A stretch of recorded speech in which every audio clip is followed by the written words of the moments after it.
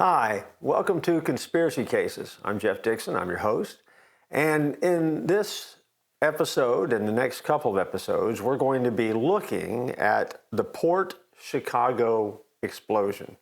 We'll be looking at the event itself, the conspiracy behind it, and then making some spiritual points or some spiritual life lessons that we can walk away from the event from. And you can decide for yourself whether it really is worthy of a conspiracy or not. The story begins in 1980. Paul Vogel was traveling through items or trolling. Let me start again. Let's do the whole thing over again. Okay. Oh, right. Boy, the occasional retake. Yeah, it's crazy. Nuts. There's a big difference between traveling and trawling. Yes. Yeah. All right, whenever you're ready, go ahead. Hi, welcome to Conspiracy Cases. I'm Jeff Dixon. I'm your host as we open the conspiracy case files once again and look at a real life event that took place. We talk about the conspiracy behind it. And then we make some spiritual applications or see if there's some life lessons that we can learn based on what we've discovered. Whether or not you believe it to be true or not, we leave that part of the conspiracy up to you. We're solid about the life application though. And the lessons that we learn will help make our life better. Today, we begin the first of a series of episodes on the Port Chicago explosion. You may not be familiar with that, but the story for us begins in 1980. Paul Vogel was looking through items at a rummage sale held by the Christ Evangelical Lutheran Church in Santa Fe, New Mexico. As he was digging through stuff, he found a photocopied document taken from the Los Alamos laboratory, birthplace of the atomic bomb. It was titled History of 10,000-Ton Gadget. Reading on, Vogel found that the document contained drawings for something resembling an A-bomb right there in that rummage sale at the Lutheran Church. The document might have been of no more than historical curiosity except for two things.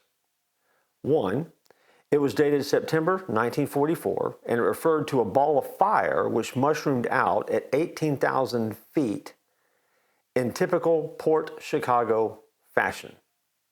That's an interesting summary statement. Officially, the first A-bomb was tested on the 16th of July, 1945 at Los Alamos. The explosion at Port Chicago, California, on the 17th of July in 1944, killed 320 soldiers, seamen, and dock workers. It was officially registered by the government as an accident involving ordinary ordinances that didn't behave as expected. But a dark thought popped into Vogel's head. Could the Port Chicago explosion have been much more than just an accident? Could it have been a nuclear explosion or a nuclear test that had gone wrong? Holding on to that document that seemed so out of place and then connecting the dates and the time in that one-line description, he decided to investigate. His first point of reference was a man by the name of Edward Teller, father of the hydrogen bomb, under whom Vogel himself had studied physics. Apparently, when Vogel asked him about the history of the 10,000-ton gadget, Edward Teller abruptly entered the comment that the interview was officially over. Closed up the time they had scheduled together and walked away. Next, Vogel went to Port Chicago, which by this time had been renamed the Concord Naval Weapons Station, where the Navy informed him that they had film of the 1944 blast. Vogel watched it, and as he watched it, he became convinced it showed an atomic explosion. Vogel then took his findings, his beliefs, and the information he had now gathered in his little investigation to the United States Navy.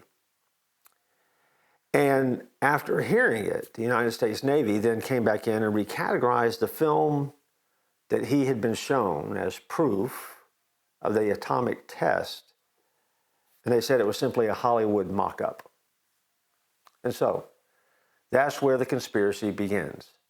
Is it possible that beyond the initial test that history records of the atomic bomb, there actually was another test that was done at Fort Chicago? And did this test actually kill 320 people?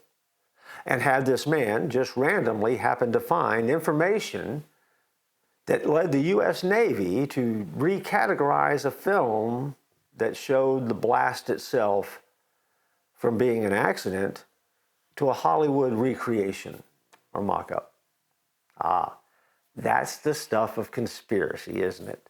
And so we'll dig back into this case in our next episode. We'll take a deeper dive and see what else we might discover. And then we'll come back and we'll make some spiritual points that might help you put this into some categories where you can process it just a little bit better. Until next time on Conspiracy Case.